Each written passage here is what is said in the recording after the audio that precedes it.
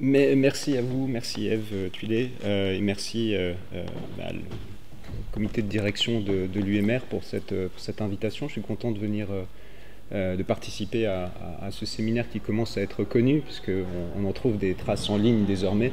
Et donc c'est voilà, un vrai bonheur pour moi de venir parler de cet ouvrage, donc qui, vous voyez là, qui est Bioculture Rights, Indigenous People and Local Communities. En fait, c'est vrai, c'est dans le cadre de ma délégation IUF que je continue de un peu fouiller cette thématique, mais je l'ai un peu recentré sur le droit des paysans, alors que là, c'était une ANR, jeune chercheur, qui est terminée désormais et qui portait sur la biodiversité de manière plus générale. Voilà, c'est un peu la différence, mais j'essaierai, si j'ai le temps à la fin, de vous montrer comment les deux commencent à se croiser. Puisqu'il y a évidemment, comme je le disais, un lien, hein, c'est ça qui m'a permis de demander cette délégation. Donc ce qui est au cœur de l'ouvrage, c'est ce qu'on pourrait appeler, si vous voulez, le nœud bioculturel ou le nexus bioculturel. Ça c'est des expressions qui ont été utilisées dans la doctrine anglo-américaine dont je fais grand usage, il faut être honnête. Et qui est exploré à travers des outils un peu particuliers. Le titre n'en rend pas compte parce que l'éditeur nous a un peu forcé la main, que sont les protocoles bioculturels communautaires ou protocoles communautaires. En fait, c'était ça l'objet du projet de recherche. Et on a essayé évidemment d'aller trouver l'articulation entre ces protocoles bioculturels communautaires et les nouvelles approches bioculturelles, c'est comme ça qu'on les appelle, de la conservation. Donc ça, c'est le cœur de l'ouvrage. Et puis, au-delà, il y a des questions qui nous ont semblé particulièrement importantes et qui sont stimulantes. C'est la souveraineté. Qu'est-ce que veut dire la souveraineté aujourd'hui? Est-ce qu'il y a des souverainetés qui ne sont pas westphaliennes? Bon, ça paraît être un gros mot, mais ce sont des questions importantes. Il y a les questions de droit culturel et de politique d'identité qui sont aussi au cœur de cet ouvrage. Des questions plus classiques, mais renouvelées aujourd'hui avec le droit à la terre de revendication foncière. Et enfin, des questions qu'on a qualifiées d'éthico-politiques ou d'ontologiques, carrément, c'est en fait les politiques du sujet. Qu'est-ce que veut dire, qu'est-ce qu'un sujet aujourd'hui, un sujet de droit? Alors, c'est la question qui a été débattue dans le cadre de la Déclaration des Nations Unies sur le droit des paysans, par exemple. Est-ce que les paysans sont de nouveaux sujets avec les communautés locales? Et puis, il y a la question, évidemment, que tout le monde connaît assez bien aujourd'hui, du droit des entités naturelles, la personnalité juridique des entités naturelles. Donc ça, tout ça se croise un peu dans l'ouvrage, mais son axe, c'est vraiment les protocoles bioculturels communautaires qui sont définis aujourd'hui dans les lignes directrices facultatives Motz-Kuckstahl. Alors, j'avais prévu de projeter quelques diapositives, justement, pour faciliter un peu la communication, mais je pense que c'est un peu compliqué dans cette salle, mais je transmettrai s'il le faut le PowerPoint. Donc le terme, les lignes directrices ont été adoptées par la COP 13 à Cancun en 2016, et le texte dit: le terme protocole communautaire couvre un large éventail d'expressions, articulations, règles et pratiques produits par les communautés pour indiquer comment elles souhaitent engager des négociations avec les parties prenantes.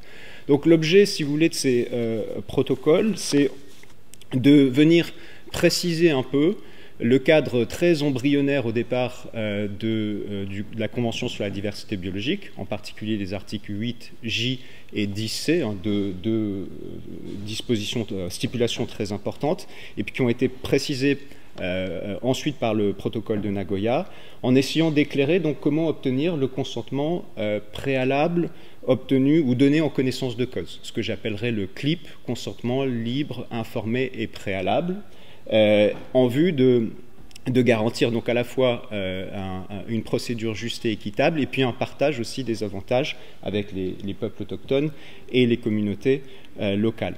Mais si on continue la lecture de ces lignes directrices, on s'aperçoit que les protocoles touchent à des questions beaucoup plus larges qui ont été très largement travaillés, influencés par celui qui est l'auteur de cette thèse des droits bioculturels, qui est Sanjay Bhavikate, et qui en fait a proposé cette théorie des droits bioculturels dans un ouvrage qui s'appelle Stewarding the Earth, Intendance de la nature, si vous voulez, en 2014, qui est publié chez Oxford University Press, India.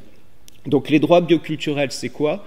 C'est un faisceau de droits un faisceau de droits, donc des droits qui sont pour les peuples autochtones pour l'essentiel reconnus, droit à la terre, au territoire et aux ressources. Vous avez le droit à l'autodétermination dans son volet interne, et puis il ajoutait les droits culturels. Et ce qui est très singulier dans sa présentation, c'est que le télos, si vous voulez, de ce faisceau, ce n'est pas la protection des peuples autochtones et des communautés locales, leur identité, même si c'est l'une des finalités, mais la finalité, c'est soutenir l'éthique d'intendance supposée des peuples autochtones et des communautés locales, qui considèrent qu'au cœur du faisceau, il y a une éthique d'intendance des communautés, des peuples autochtones, et que ces droits sont destinés à assurer donc cette préservation de cette éthique au nom de la conservation et de l'usage durable de l'environnement. Donc on est face à une construction assez originale, si vous voulez, où le centre, c'est l'éthique d'intendance, et même ce devoir d'intendance qui pose des problèmes singuliers, évidemment, en introduisant dans la théorie des droits de l'homme des devoirs. Et cette éthique d'intendance, on la trouve aujourd'hui, vous regarderez, dans le code de conduite Taikaeri Wairi, qui a été adopté à Nagoya en 2010, et la définition est intéressante. L'intendance garde traditionnelle reconnaît le lien d'interdépendance holistique entre l'humanité et les écosystèmes, ainsi que les obligations et les responsabilités des communautés autochtones et locales. Donc vous voyez ce rapport très particulier entre, en quelque sorte, la nature et la culture, dont je vais tout de suite parler, et cette question centrale des devoirs. Cette notion d'intendance, vous la trouverez aussi explorée dans une décision qui est la première et à ma connaissance la seule à avoir reconnu les droits bioculturels, c'est la décision de la Cour constitutionnelle de Colombie, décision Altrato de 2016, qui est connue aussi parce qu'elle a reconnu des droits à un fleuve ou une rivière, en l'occurrence. Donc ce que je vais essayer de faire dans le temps que m'a été imparti, c'est de vous montrer le contexte dans lequel émerge cette question des droits bioculturels, notamment comment naissent les protocoles bioculturels communautaires. Et puis ensuite, je m'intéresserai tout particulièrement à cet outil, leur genèse, si vous voulez. Qui en a eu l'idée, en quelque sorte, ça, je vous le dis tout de suite, je ne sais pas, et j'essaierai de montrer un peu la généalogie, et à quoi ça sert. Et de mon point de vue, ça sert à beaucoup de choses, alors sur le plan juridique et aussi sur le plan politique, et c'est là que ça devient, à mon sens, extrêmement intéressant. Donc je commence avec la question du contexte. Je pense que ça, ce sont des choses qui sont assez bien connues des environnementalistes, c'est qu'il y a une réévaluation positive du rôle des peuples autochtones d'abord dans la conservation et l'entretien de la biodiversité, notamment des environnements complexes, des écosystèmes complexes, au tournant des années 80. Vous le voyez assez bien dans des déclarations et des rapports, déclarations de la société civile et des rapports. Le premier, à mon sens, qui est le plus significatif, c'est le rapport Brundtland, qui est publié en 1987. Vous lisez, il y a des pages assez remarquables sur les peuples autochtones et tribaux qui sont les dépositaires d'un riche patrimoine de connaissances et d'expériences traditionnelles. Et le rapport se lamente de ce que, en fait, ces savoirs sont en train de disparaître au péril, évidemment, de notre survie, des systèmes écologiques, mais de notre survie. Il y a aussi un texte qui est peu connu des juristes, mais qui a eu un impact vraiment très important, un texte de la société civile, c'est la déclaration de Belém, qui date de 1988, qui a été adoptée donc au Brésil, à Belém, et ça, c'est l'acte de clôture de la du premier congrès international d'ethnobiologie. Et le texte est intéressant parce qu'il contient deux formules frappantes. La première, c'est, il dit, les peuples autochtones, donc native people en anglais, peoples, have been stewards, donc ont été les intendants de 99% des ressources génétiques du monde, vous voyez, et il y a un lien inextricable entre la diversité culturelle et la diversité biologique. Et là, on a deux idées vraiment très fortes qui sont au cœur des droits bioculturels, le lien entre diversité culturelle et diversité biologique, et cette idée que les peuples autochtones sont des intendants de la nature. Il faut souligner ici le rôle de quelqu'un qui, en fait, Darrell Addison Posey, qui est un anthropologue américain, si je me souviens bien, qui a travaillé en Angleterre, et qui, en fait, avec le juriste anglais Graham Dudfield, a vraiment beaucoup influencé Sanjay Bhavikate, dont j'ai parlé tout à l'heure, l'auteur des droits bioculturels. Et surtout, Posey s'est le modèle, si vous voulez, du scientifique activiste qui, en fait, œuvre à forger un terrain d'entente nouveau entre ONG de défense de l'environnement et les ONG, enfin les défenseurs des peuples autochtones. On a un terrain d'entente qui se noue d'abord dans les basses terres amazoniennes, où ils travaillent, entre ces deux mouvements, si vous voulez, ces deux types de défenseurs des peuples autochtones et des communautés locales. Et le terrain d'entente, c'est quoi? C'est un nouvel imaginaire qui fait des peuples autochtones des bons sauvages écologiques. Donc c'est autour de ça que se construit cet imaginaire. Pour les peuples autochtones, c'est extrêmement bénéfique à très court terme, puisqu'ils se battent depuis très longtemps, mais activement depuis les années 80, le début des années 80, pour la reconnaissance de leurs droits sur le territoire. Et donc ils trouvent dans cette nouvelle imaginaire, ce nouveau récit, si vous voulez, des armes extrêmement utiles. Rappelez-vous que à la fin des années 80, on commence à renégocier la convention de l'OIT numéro 107, qui va aboutir à la convention numéro 169 en 1989.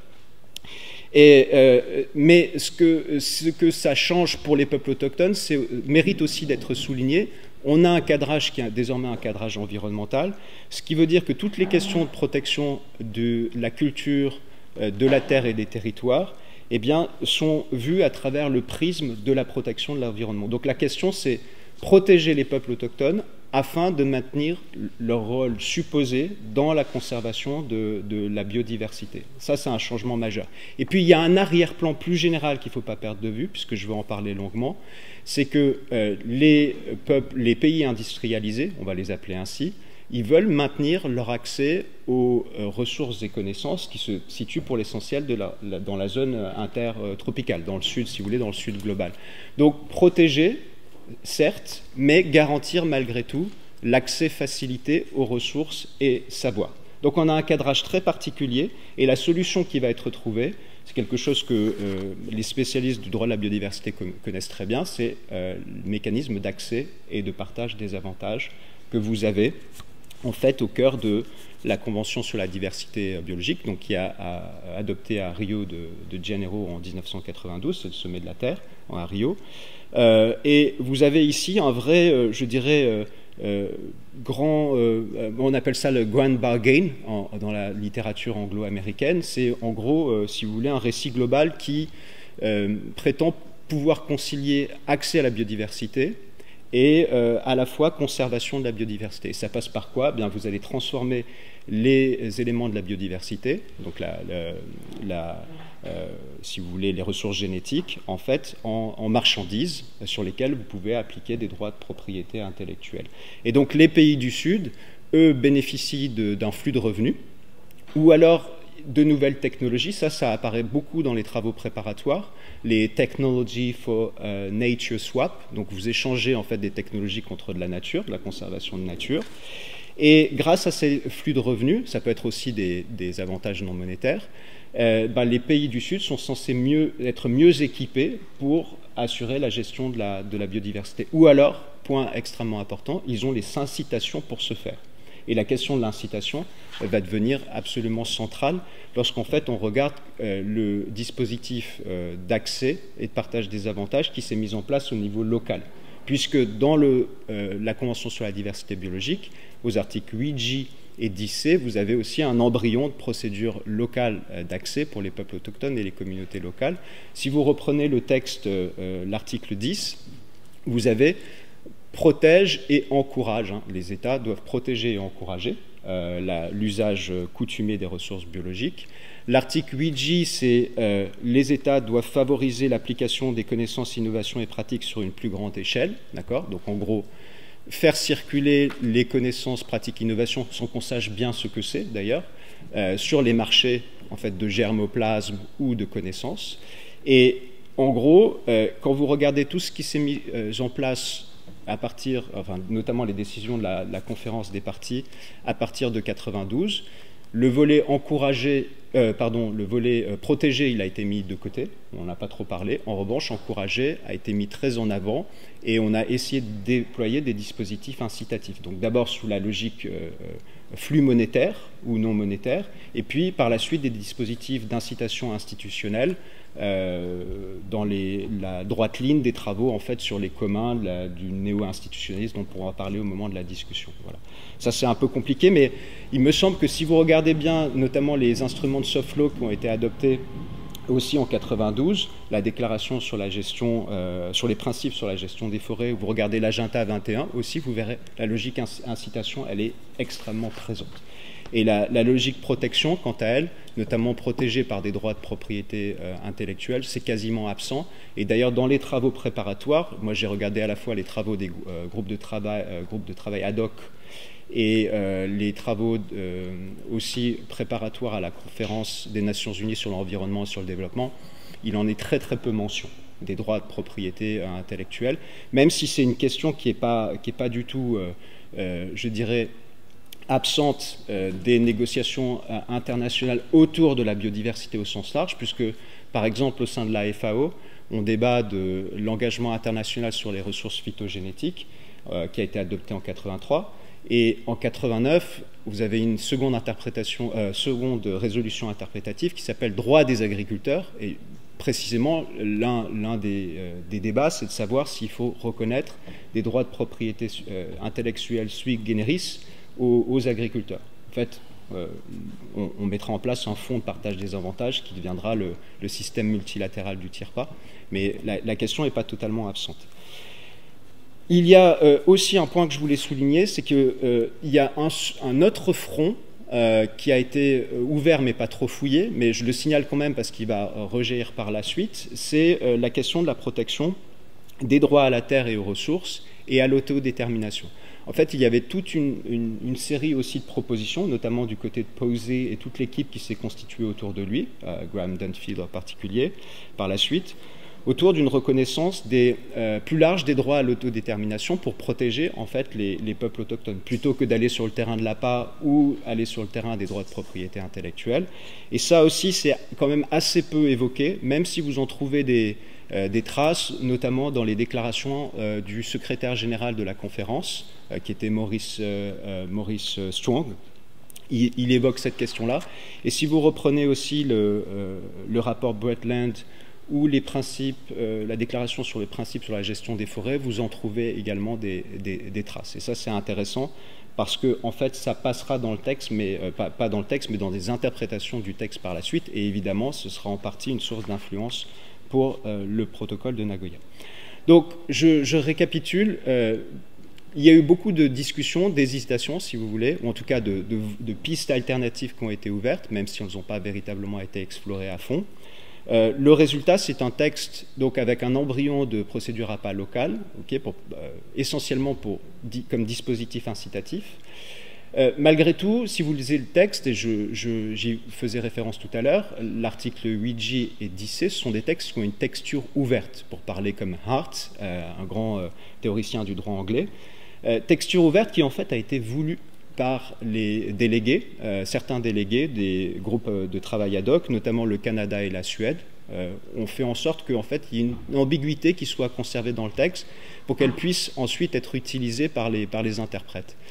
Et puis par ailleurs, l'autre point extrêmement important, c'est qu'il y a des liens nouveaux qui se dessinent depuis la fin des années 80 entre le droit international de l'environnement et le droit international des droits de l'homme, tout ça sur fond de montée en puissance du concept de diversité bioculturelle. Donc c'est ce dont j'aimerais parler maintenant, le concept de diversité bioculturelle, la politique de la diversité bioculturelle comme on l'appelle dans l'ouvrage.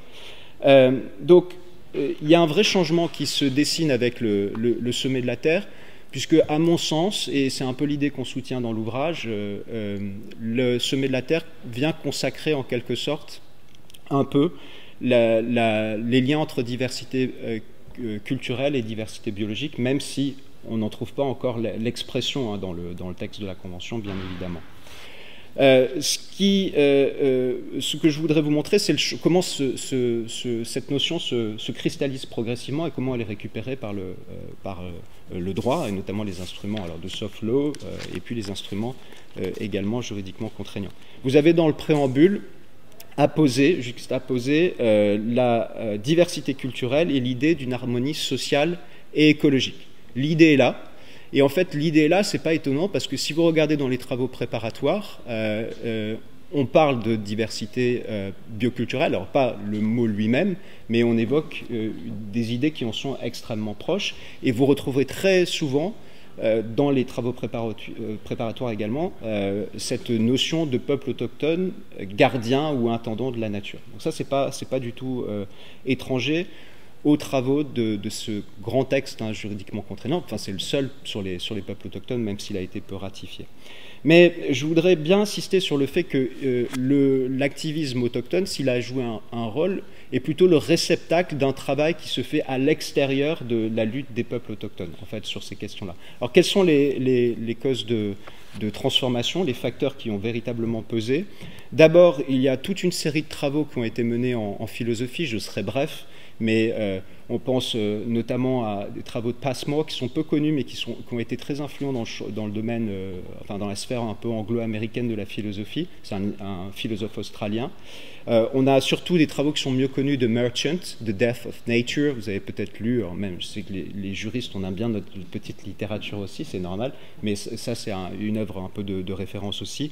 Il y a Calicotte, dont on parle un peu plus parce que c'est un éthicien de l'environnement qui aussi alimente la réflexion des juristes, et Haraway par exemple, et ça c'est des travaux qui sont publiés entre la fin des années 70 et le début des années 90. Surtout, on a tout un courant de l'ethnobiologie, de l'anthropologie sociale et de l'écologie culturelle, qu'on associe un peu aujourd'hui au tournant ontologique de l'anthropologie, qui ont contribué à montrer que les peuples autochtones, du fait de leur ontologie non naturaliste, en fait, sont des réceptacles d'un vaste corpus de connaissances qui est essentiel pour la conservation de la biodiversité. Là, vous avez des travaux que vous connaissez bien aujourd'hui, notamment Philippe Descola, par de la nature et culture, mais vous avez aussi Viveros de Castro, enfin des gens qui sont très lus depuis maintenant 10 ans dans toutes les disciplines. Très vite aussi sur les autres champs dans lesquels on voit des transformations, le champ du développement rural, qu'on n'étudie pas suffisamment, mais qui connaît aussi des transformations avec les travaux de Chambers en 1985. Vous connaissez cet ouvrage, Putting the Last First, qui est vraiment une autre manière de voir le développement rural, et qui va avoir une influence aussi à l'intérieur de la Banque mondiale, parce que vous avez Michael Cernea, qui est le premier sociologue in-house, si vous voulez, qui est recruté pour travailler au sein de la Banque mondiale, qui publie un recueil dans lequel il montre, donc au nom de la Banque mondiale, que les questions de développement rural ne sont pas que des questions techniques. En fait, la productivité agricole, elle va dépendre de facteurs socio-culturels, et il faut donc développer des approches bottom-up, qui viennent du bas, pour assurer le développement rural.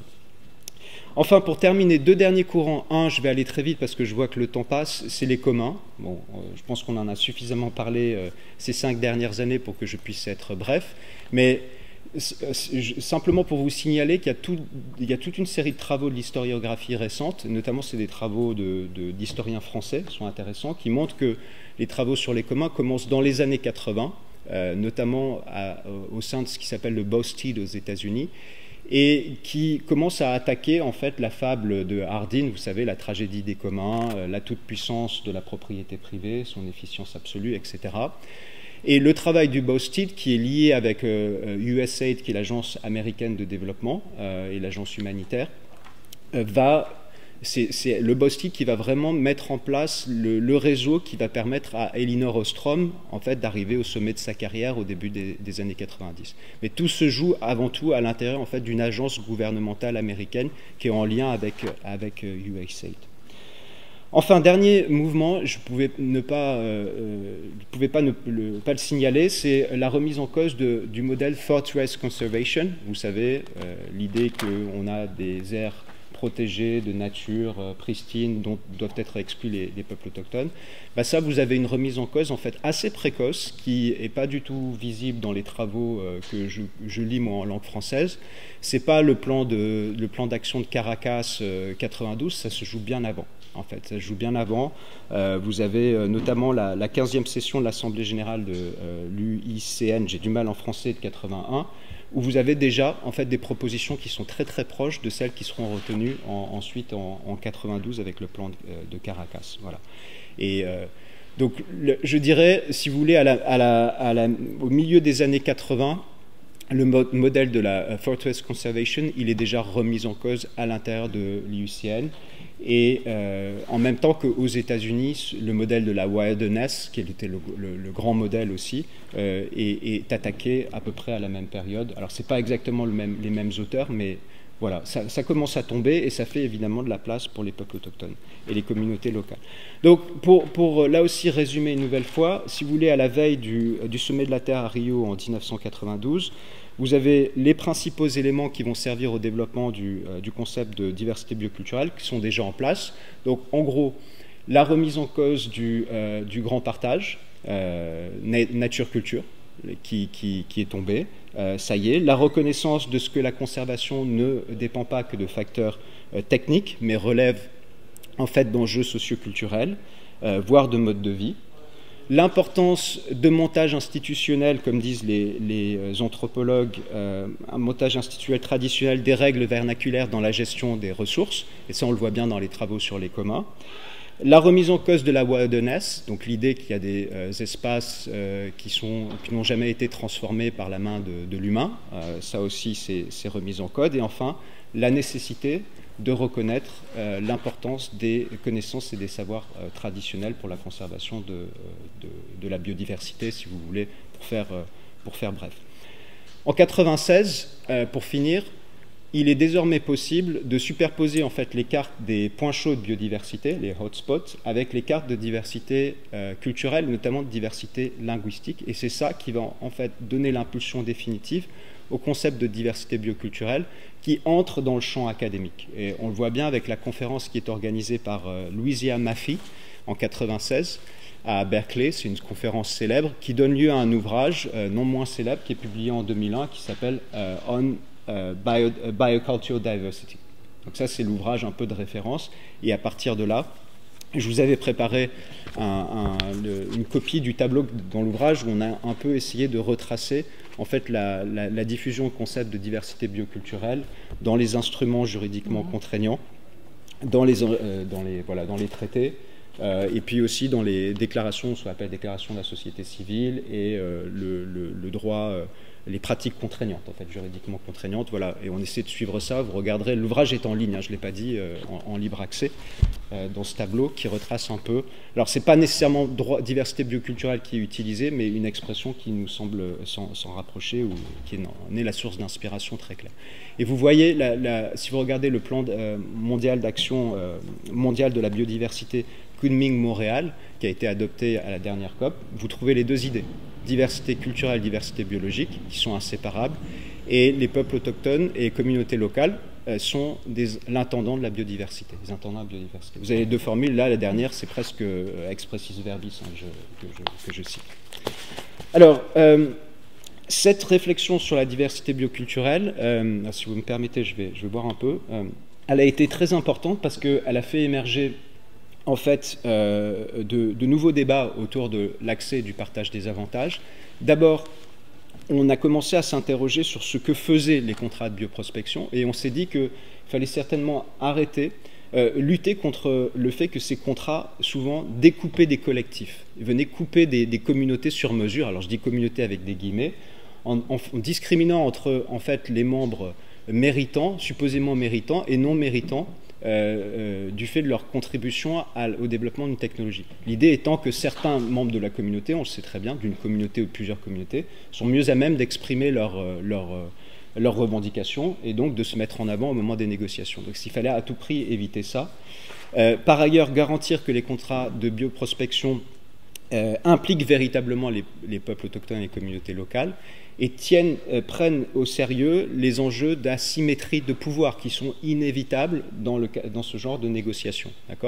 Et puis le dernier aspect qui était absolument crucial, c'est garantir l'inaliénabilité ou l'inappropriabilité de certains éléments du patrimoine bioculturel des peuples autochtones et des communautés locales. Donc certaines plantes, certaines connaissances on le sait bien, sont secrets et ne doivent pas circuler. Donc il fallait pouvoir assurer cette protection et les protocoles bioculturels communautaires ont été présentés comme des outils, si vous voulez, adéquats, idoines, pour assurer cette protection. Donc je passe maintenant à la partie sur les protocoles, en essayant d'être bref, mettre en avant les points les plus saillants. D'abord, on sait que les débats ont été assez animés pour obtenir la reconnaissance de ces protocoles dans le protocole de Nagoya. C'est la Namibie qui a négocié, pour l'essentiel, le représentant de la Namibie, qui s'appelait Pierre Duplessis, qui est un avocat, voilà, juriste très, très talentueux, et qui était conseillé, et ça c'est un point à remarquer, par Bavikate. Bavikate qui avait fondé une organisation non gouvernementale qui s'appelle Natural Justice, vous pourrez regarder, qui est sud-africaine, qui est très active, donc il le conseillait, et donc Pierre Duplessis a pris un peu le rôle de représentant du groupe des États africains et a poussé pour la reconnaissance de ces protocoles dans le texte. Que vous avez à l'article 12 du protocole de Nagoya, donc le texte nous dit que les États, les parties doivent tenir compte en conformité avec leur droit interne, j'y reviendrai tout à l'heure, et s'il y a lieu, du droit coutumier des communautés autochtones et locales, ainsi que de leurs protocoles et procédures. D'accord ? Et si vous regardez le texte, les protocoles sont placés au même niveau fonctionnel que les conditions minimales pour la négociation des conditions convenues d'un commun accord et les clauses contractuelles types pour le partage des avantages. Donc on est un peu dans des outils qui sont des outils, si vous voulez, d'anticipation proactifs, pour assurer une meilleure négociation dans le cadre de l'APA local avec les peuples autochtones et les communautés locales. Mais il n'y a pas de définition. Il n'y a pas de définition. Alors c'est quoi, malgré tout, ces protocoles bioculturels communautaires? Si je me fonde sur les travaux préparatoires sur la littérature grise, il y en a eu beaucoup, mais ça c'est important quand vous travaillez sur des objets un peu nouveaux, et puis sur la littérature académique, on comprend qu'il s'agit de chartes écrites par lesquelles les communautés vont codifier, si vous voulez, ou préciser, ou établir, vous voyez, je suis très hésitant, mais j'essaierai de vous faire comprendre pourquoi, les conditions d'accès à leurs ressources et savoirs associés et les règles de partage des avantages. Donc l'idée, c'est que ces protocoles bioculturels vont rendre visibles des règles, au fond, qui sont déjà existantes, donc le droit coutumier, ou ce que j'appellerais le droit vernaculaire, je vous expliquerai pourquoi je parle plutôt de droit vernaculaire, au droit vernaculaire donc, que les communautés veulent voir respecter en cas d'accès à leur savoir, et puis à leurs ressources, parce que j'élargis les deux aussi, c'est un petit effet d'interprétation dynamique dont je parlerai tout à l'heure. Donc, c'est, si vous voulez, ce droit-là, les règles qui doivent être respectées pour accéder à leurs ressources et à leurs connaissances. Et donc, on les a présentés, ces protocoles, comme des puissants outils de justice. L'idée est de pouvoir assurer un meilleur partage des avantages avec les communautés, en tenant compte de leur cosmovision, de leurs besoins véritables. Et puis, un outil d'équité, c'est-à-dire je parle plutôt du plan procédural, où l'enjeu était d'assurer une négociation qui soit faite selon une procédure culturellement adaptée, d'accord, dans une langue que maîtrisent les communautés, et puis avec du temps et des moyens financiers nécessaires pour que les négociations puissent être menées à bien, puisque c'est souvent ce qui faisait défaut dans les gros projets, les premiers contrats de bioprospection, on avait signalé ce type de limites. Donc en tout cas, pour les promoteurs, souvent ces protocoles sont présentés comme, si vous voulez, la codification de quelque chose qui existe depuis des temps immémoriaux, ou en tout cas depuis une période ancienne, et ils sont une double dimension. Une première qui est tournée vers l'intérieur, en ce sens que les communautés vont essayer de fixer par avance les conditions, par exemple, de répartition des avantages. Donc régler on dit inward looking, c'est-à-dire tourner vers l'intérieur. Et puis ils sont surtout, et c'est ça qui en fait le cœur, tournés vers l'extérieur, puisqu'il s'agit de communiquer aux bioprospecteurs éventuels les règles qui vont devoir être respectées pour accéder à leurs ressources. Donc là on dit ils sont outward looking, d'accord ? Alors, voilà le modèle un peu qu'avaient en tête les promoteurs, et notamment Sanjay Bavikate. À mon sens, ça appelle quelques remarques qui sont importantes et que m'inspire aussi le travail de terrain que j'ai fait, puisque je n'ai pas la prétention d'être seulement un juriste, mais aussi un petit peu anthropologue. Certains protocoles, donc, effectivement, sont construits, et on l'a vu assez bien au Canada, où j'ai une collègue qui a beaucoup travaillé sur les protocoles canadiens, construit sur des règles coutumières très anciennes, d'accord, mais souvent, il est difficile d'isoler ces règles culturelles d'autres institutions culturelles. Donc ils sont encastrés dans d'autres champs du social, d'accord, et vous ne pouvez pas les isoler, même s'il est vrai, parfois vous allez trouver ces règles exprimées, je ne sais pas, dans le chant, dans la poésie, dans le rituel, etc.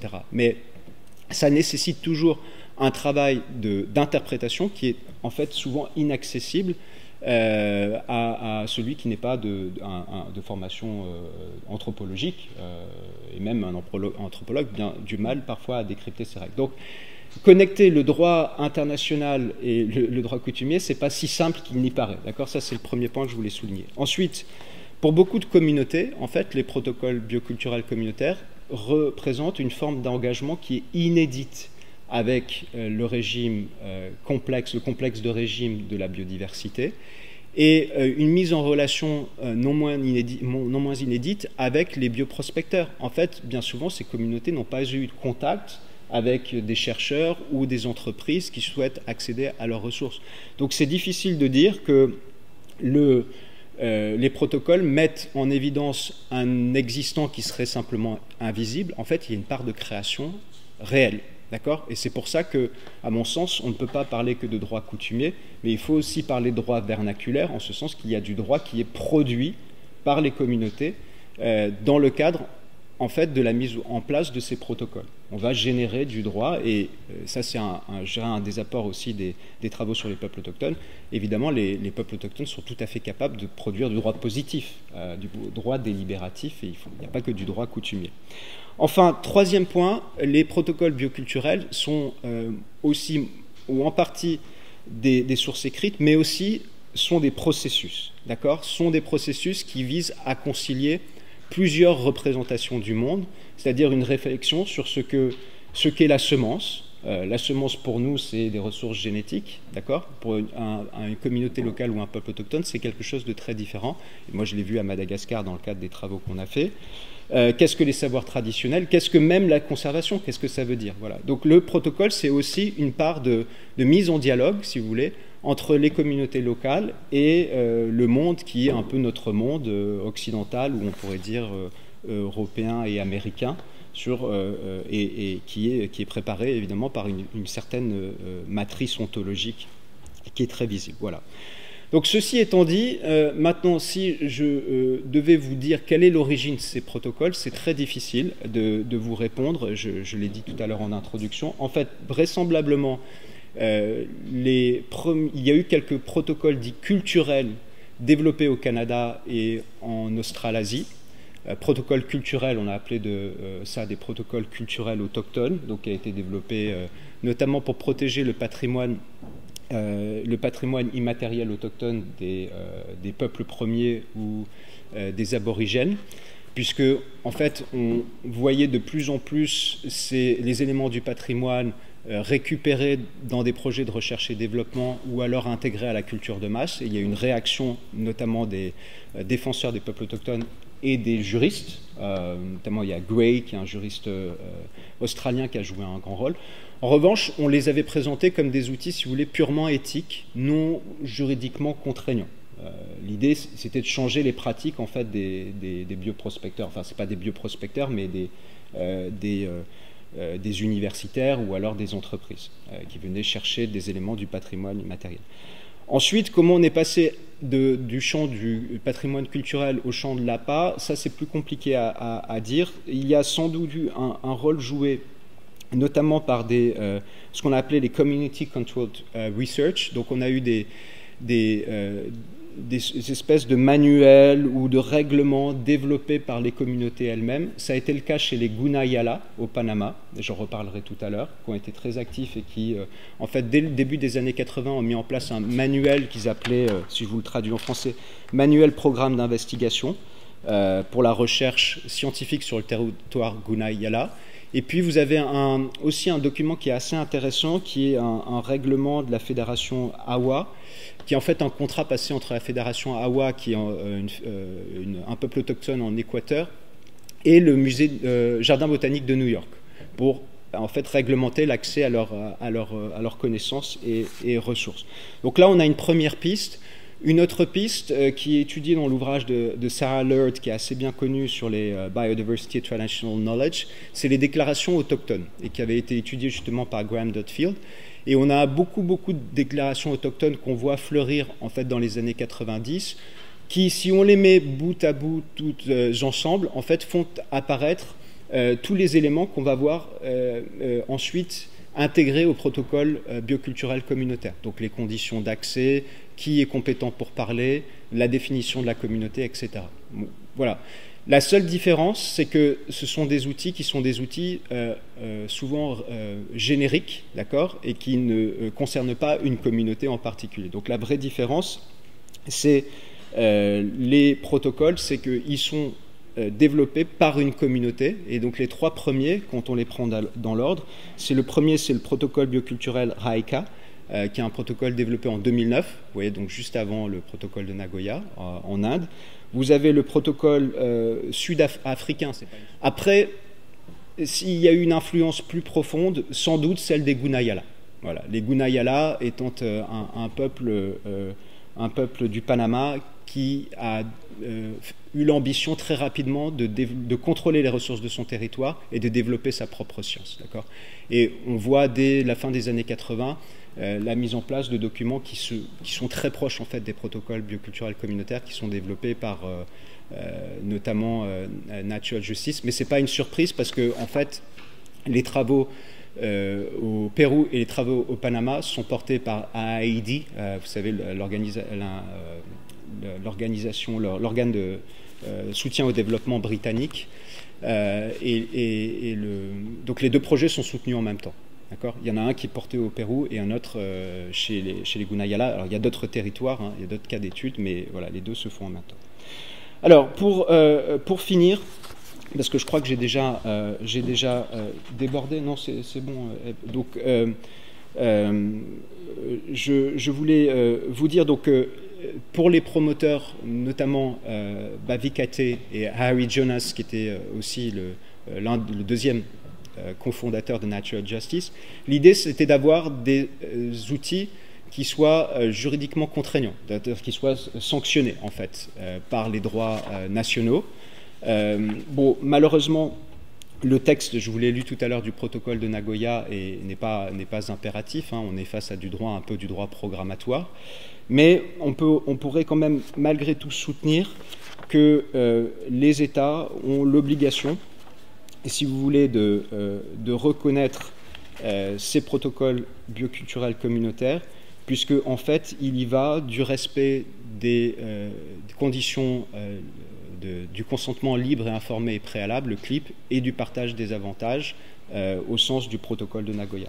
Je pense qu'on peut soutenir cette interprétation raisonnable qui veut qu'il est difficile d'avoir une procédure locale à pas juste et équitable sans permettre aux communautés et aux peuples autochtones de définir eux-mêmes les conditions d'accès à leurs ressources. Et puis par ailleurs, je trouve que cet argument est assez fort, si on considère que les droits sur les connaissances traditionnelles sont fondés sur le droit coutumier, les droits sont fondés sur la coutume, on voit mal comment les règles coutumières, les protocoles, ne seraient pas juridiquement reconnus par le droit national. Voilà. Et puis, il y a d'autres arguments que soulignent les anthropologues, c'est que vous ne pouvez pas en fait découper le droit coutumier et les protocoles locaux. Les deux, et les connaissances traditionnelles. Les deux, en fait, sont absolument inséparables, connaissances traditionnelles et protocoles. Donc, en tout cas, en reconnaissant, si les États reconnaissent les protocoles bioculturels communautaires, ce qui est intéressant, c'est que les États vont connecter le droit international à une normativité qui est locale, en fait. Donc, on va rattacher le droit international tout simplement à la coutume et au droit vernaculaire. Tandis que parallèlement, ce qui est très intéressant pour ceux qui travaillent sur le régime des droits sur les ressources en droit international, en fait, le CLIP et le partage des avantages viennent renforcer aussi dans la jurisprudence et la quasi-jurisprudence internationale les droits des peuples autochtones et des communautés locales sur leurs ressources et sur leur savoir traditionnel. Donc ça crée un mouvement parallèle, si vous voulez, où vous ancrez le droit international sur la coutume et, à travers le CLIP, et en même temps le CLIP lui sert à renforcer les droits des peuples autochtones et des communautés locales sur les ressources. Il y a très peu de pays qui ont reconnu ces protocoles bioculturels communautaires, mais on peut faire l'hypothèse que c'est une reconnaissance qui est en cours. Alors, ce qu'on a étudié, nous, c'est le Madagascar et le Bénin, avec un règlement qui reconnaît expressément pour le Bénin les protocoles bioculturels communautaires. Et puis, on a trouvé d'autres exemples, et encore une fois, ils ne sont pas très nombreux, mais les plus frappants étant le Panama, qui est un exemple qui date de 2017. Et puis j'ai regardé, parce que ça c'est des exemples qui alors pour l'un peut-être nous avait échappé, mais l'autre est plus récent, c'est la Namibie. Bon, la Namibie, c'est pas étonnant compte tenu de ce que je vous ai dit tout à l'heure, et tout récemment le Cameroun. Mais et là aussi je pourrais vous expliquer pourquoi. Ça tient aux financeurs, essentiellement, qui essaient en fait progressivement de transplanter l'outil ici et là. Alors, la question maintenant, c'est est-ce que je prends encore 5 minutes ou est-ce que je m'arrête tout de suite? Alors, 5 minutes vraiment pour, de manière très très ramassée pour m'interroger avec vous sur la signification, le sens, la portée de ces protocoles lorsqu'ils ne sont pas reconnus par les droits nationaux. Alors, à quoi ça sert? Pourquoi, par exemple, aller développer des protocoles bioculturels au Mexique alors que la législation nationale ne les reconnaît pas, que le droit national, d'ailleurs, ne reconnaît pas de manière largement les droits des peuples autochtones et des communautés locales sur leurs ressources. Pourquoi développer dans les protocoles bioculturels communautaires aussi des clauses sur les ressources génétiques, alors que bien souvent, les États ne reconnaissent des droits que sur les savoirs traditionnels, hein. C'est d'ailleurs ce que semble indiquer un peu le protocole de Nagoya. Je dis un peu parce que je proposerai une autre interprétation. Alors je dirais qu'il y a deux raisons. La première, c'est de considérer qu'on a là des outils éthiques qui sont utiles en eux-mêmes. C'est une manière de changer la pratique des bioprospecteurs.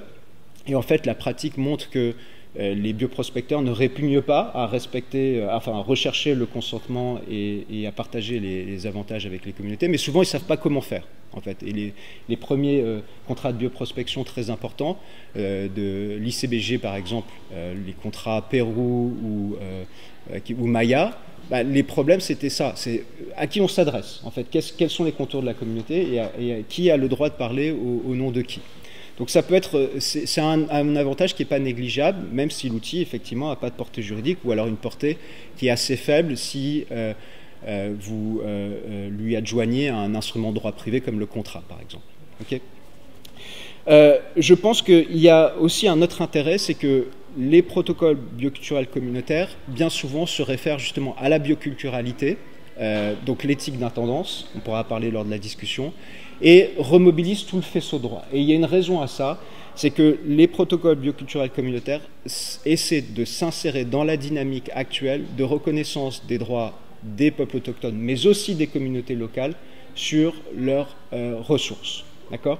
Il y a toute une jurisprudence aujourd'hui qui, en fait, tente à opérationnaliser des prérogatives de contrôle des peuples autochtones et des communautés locales par le CLIP et le partage des avantages. En fait, les protocoles s'inscrivent dans cette dynamique de reconnaissance des droits des peuples autochtones et des communautés locales. Alors, pour les peuples autochtones, je dirais les droits commencent à être bien assurés en jurisprudence. D'ailleurs, on parle même de souveraineté permanente des peuples autochtones sur leurs ressources.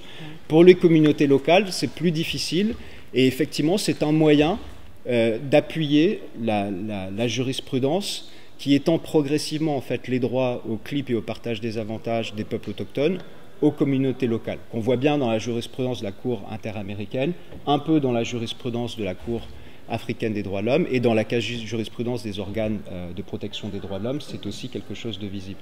Ce qui est intéressant, ce sera mon dernier mot, c'est que pour les communautés locales, appuyer sur l'éthique d'intendance, ça offre en plus un fondement nouveau, ou en tout cas un fondement tout court, puisque, à la différence des peuples autochtones, en fait, leur droit sur les ressources, qu'on pourrait appeler le droit des peuples, alors, vous voyez, on est embêté, le mot ne convient pas, mais le droit des peuples à leur richesse et à leur souveraineté, à leur richesse et ressources naturelles, n'a pas de fondement en droit international. Donc ici, on essaie d'en proposer un qui serait en fait le rôle que jouent les peuples autochtones et les communautés locales dans l'intendance de la nature, donc par ce croisement entre droit international de l'environnement et droit international des droits de l'homme dont je parlais au tout début. Et ça, c'est mes travaux actuels où j'essaie de travailler sur un certain nombre d'initiatives récentes, dont certaines sont reconnues par les organisations internationales, où on promeut justement ce rôle d'intendant de la nature